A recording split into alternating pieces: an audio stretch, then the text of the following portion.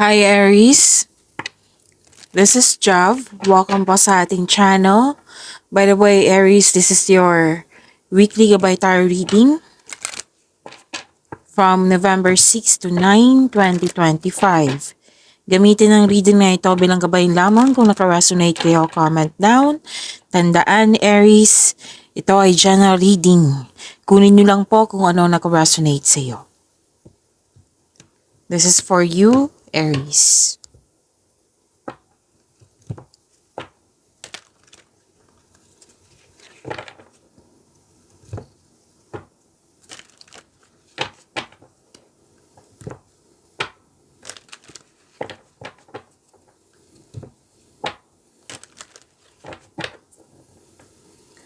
Para po ito sa iyo, Aries.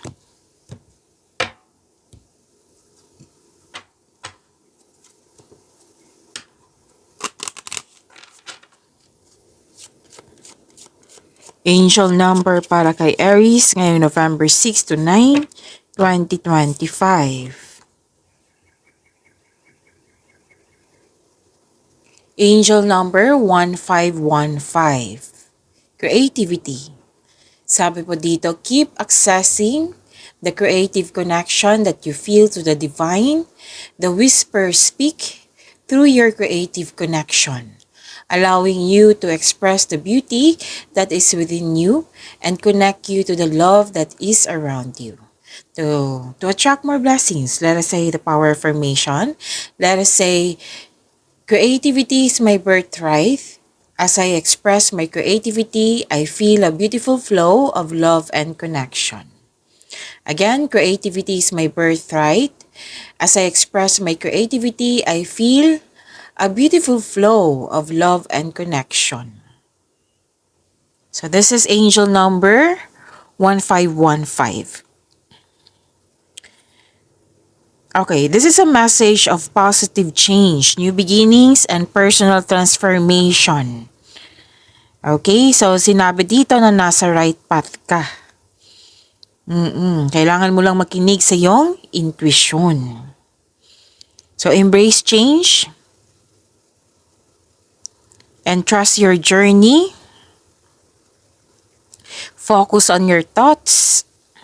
Pay attention kayo sa inyong positive thoughts and sa mga nararamdaman nyo as they are guided by your angels. Can lead to profound fulfillment. This is a spiritual awakening.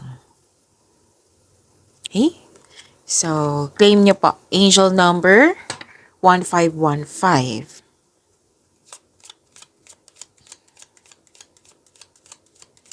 Maraming salamat po sa inyong patuloy na suporta, sa mga nag-donate, sa mga hindi nag-skip ng ads, maraming salamat po.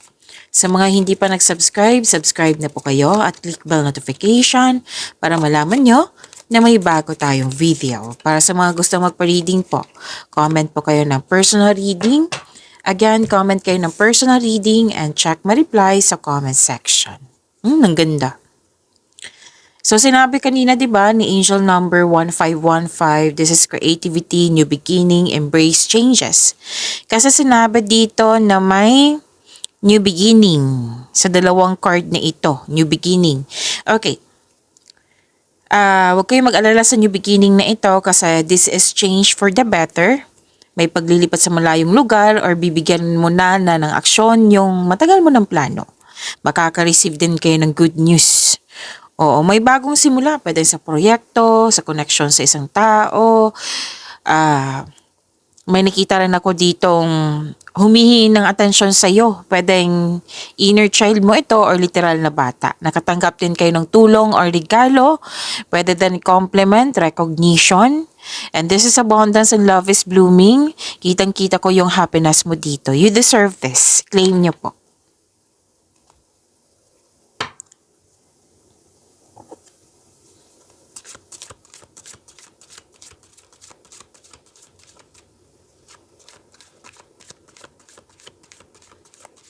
Energy ni Aries ngayong November 6 to 9, 2025.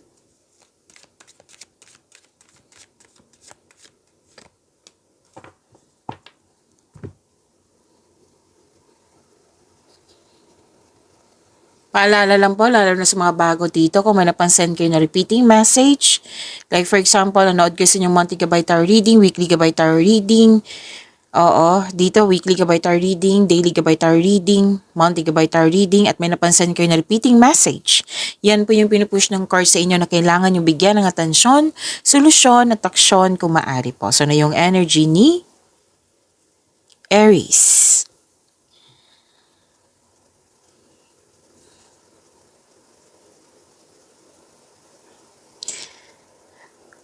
Advice ng card, bumuo ng isang diskarte upang makuha ang gusto mo, upang masunod yung gusto mo. Umiwas po daw kayo sa toxicity kasi may nakita ko ditong may taong or mga taong hindi totoo sa'yo. Alam mo to. Alam mo to kung sino to. So, kung pwede po, umiwas na lang po. Kasi may mapanlin lang at mga sinungaling. Oo. Huwag niyong hayaan na mag-create kayo or mag-isip kayo ng mga bagay na hindi naman totoo na masasaktan lang kayo. Yan ang advice ng card dito.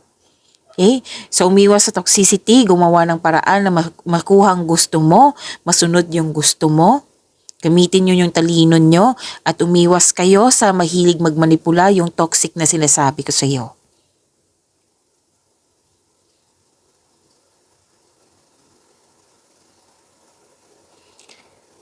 And wow, yung sinabi ko sa inyo ng new beginning sa dalawang card dito, kanina, natandaan nyo?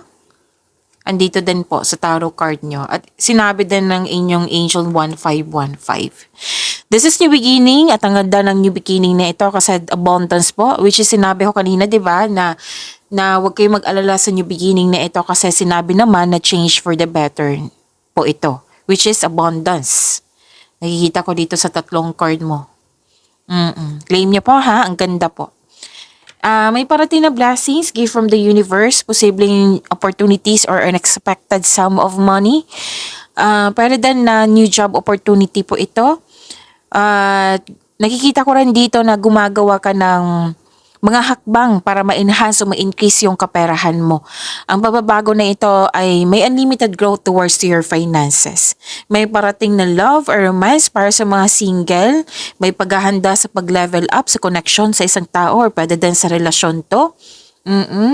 Magkakaroon ng financial growth and stability.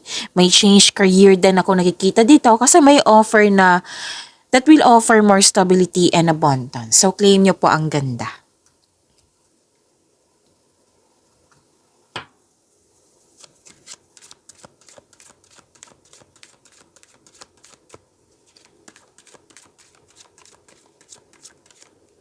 Career and money, huwag kayong matakot sa card na ito kasi this is transformation. Walang masamang mangyayari. Okay? So, maintain nyo po yung positive thoughts nyo. Sabi ng inyong angel number 1515.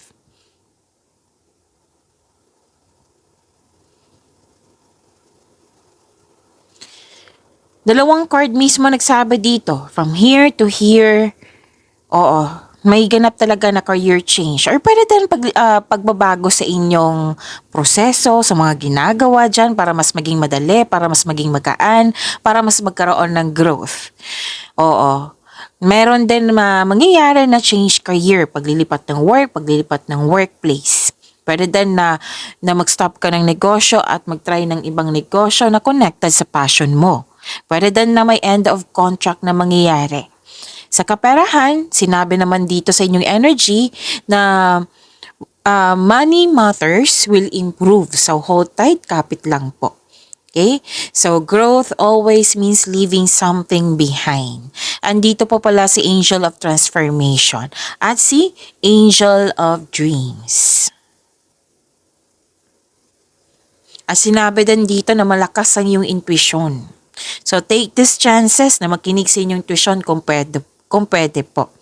Tapos, kung may sinasabi yung tao sa'yo or pwede din kontrata ito, basahin ng mabuti. Malalaman mo na may hindi totoo. So, be wiser at mag-ingat. Okay? Kasi malakas ang iyong intuition. So, to attract more blessings, let us say the power of affirmation. Let us say, kasi nandito po si Angel of transformation. Let us say, I embrace change and new beginnings. Again, I embrace change and new beginnings. Angel of Dreams, andito din po. Let us say, I appreciate what my intuition is telling me and connect with my deeper self. Again, I appreciate what my intuition is telling me and connect with my deeper self. Kung sa Tagalog pa kasi may nag-request po. Okay. Yumakap ako sa pagbabago, yayakapin ko ang pagbabago at mga bagong simula. Si Angel of Dreams, pinahalagan ko kung ano ang sinasabi sa akin ng aking intuition at kumonekta ako sa aking malalim na sarili.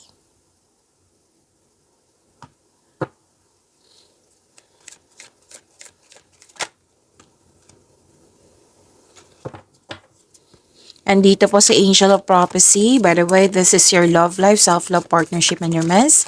Aries, ngayon November 6 to 9, 2025.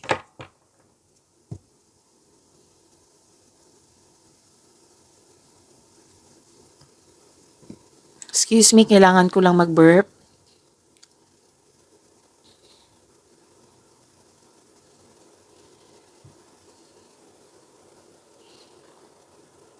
Okay. Sa mga single, ang ilan sa inyo ayaw ng commitment.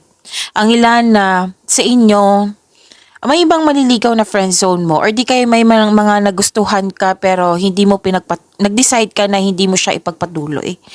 Kasi gusto mo mag-focus sa inyong sarili.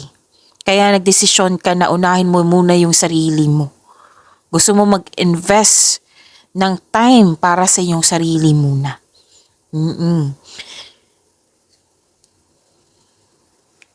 Sa mga marelasyon sa buhay mag-asawa, okay, kailangan nyo ng pag-uusap dito. Mag-usap kayo ng mahinahon.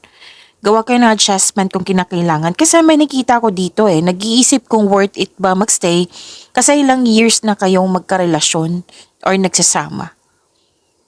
Okay, you want growth.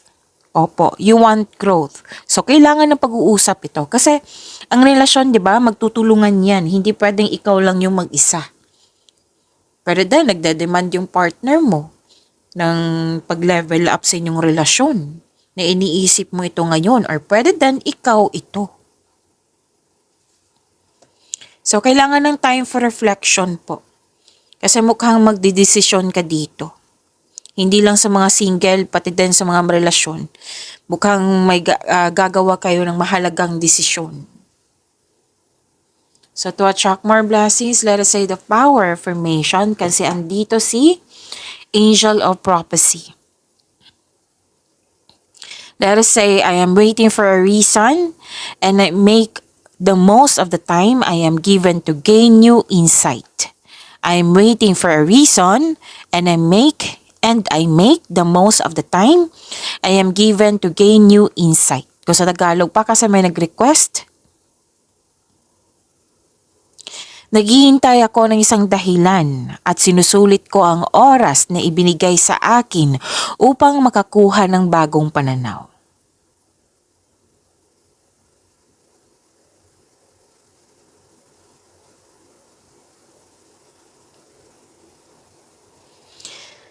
Okay. Yung parating sa inyo, sa mga single dyan, matalino po siya, matagumpay sa buhay. At ma-attract ka sa kanyang, the way siya magsalita. It might be this is an air signs or a fire signs. Kapwa niyo po, air signs is Gemini, Libra, and Aquarius. Fire signs is Aries, Leo, Sagittarius.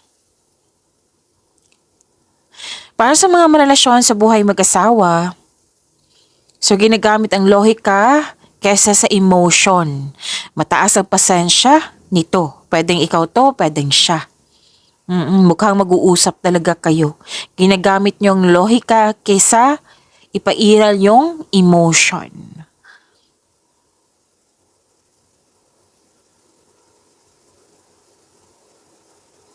Okay, nakikita ko rin dito na